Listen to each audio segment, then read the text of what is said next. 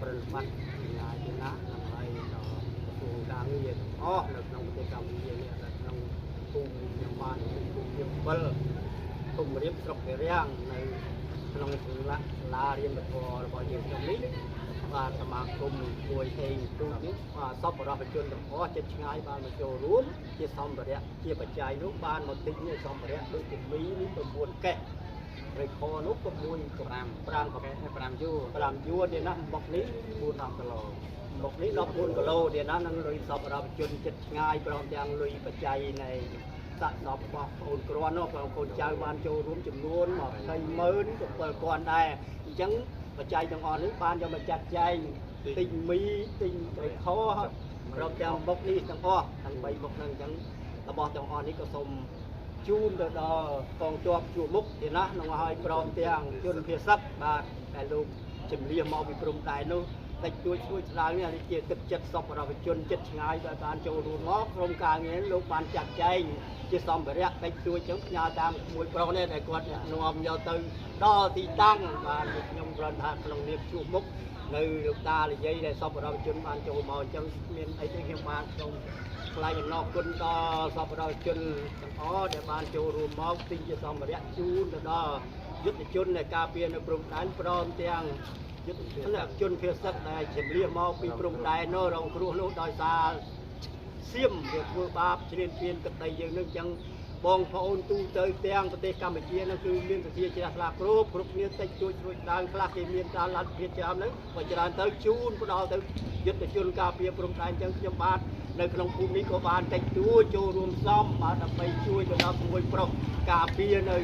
មរភូមិនោះព្រមទាំងជនជាតិទឹកចឹងខ្ញុំសូមដឹងដល់សកទេវរាជស្ដេចទេវតាដែលលោកស្ថិតនៅក្នុងធម៌កម្មាវចរៈទួទាំង6ជាន់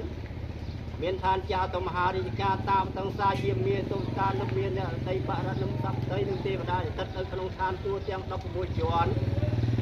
មានឋានបរិទ្ធិប្រោហិតាមហាព្រហ្មាបរិត្តាភិបរិទ្ធអបមានាភិភសរាបរិទ្ធសភិអបមានសភិសុភកណ្ហាវេហបលាសញ្ញសត្តាអវេហតបាសុទសាសុទស័យនិងអកនិដ្ឋាព្រមទាំងទេវតាស្ថិតនៅក្នុងឋានអរូបព្រំទាំង4ជាន់មានឋានអាកាសានញ្ចាយតនៈវិញ្ញាណញ្ចាយតនៈអកញ្ញញ្ញាយតនៈនិងនិវសញ្ញានីសញ្ញាយតនៈអស់លោកអ្នកមានរិទ្ធមានអំណាចទាំងអស់នោះក៏សូមមេត្តាមុនយាងទៅការពារយុទ្ធជននៅព្រំដែននោះកុំឲ្យមានឧបសគ្គដោយប្រការប្រទេសផ្សេងជួយបិទបាំងរាងកាយកុំឲ្យគ្រាប់ប៉ះពាល់ដល់រូបរាងកាយយុទ្ធជនទាំងអស់ដែលនៅការពារនៅព្រំដែននោះមួយយ៉ាងទៀតក៏សូមចែកចំណែកកសលដល់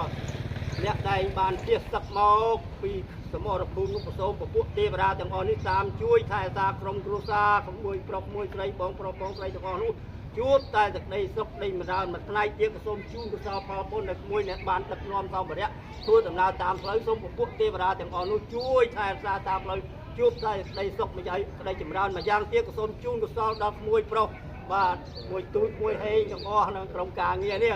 បាទបានជំនួយមកទាំងអស់ព្រមទាំងអ្នកដែលបានចូលរួមជាបច្ច័យនេះនឹងសូមទេវតាទាំងអស់នោះតាមជួយថែរក្សាឲ្យបានសុខគ្រប់គ្នាសូមអនុមោទនាសុខចម្រើនទាំងអស់គ្នាមានដំបូងនឹងនេះអាចជួយទៅសូមឲ្យជួយហាខ្យល់ហាក្តៅមិនតូចរុញរីឆន្ទៈការពីព្រំដែនទឹកដី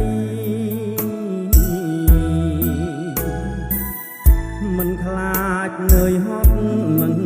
ថាយប់ថ្ងៃពលីដើម្បីរក្សាសន្តិភាពរែកពុនរឿងជាតិឆ្ងាយប្រពន្ធកូនទោះបីត្រូវសងក៏មិនដកក្រោយបូជាសាច់ឈាមជូនជាតិខ្មែរហើយប្រពន្ធប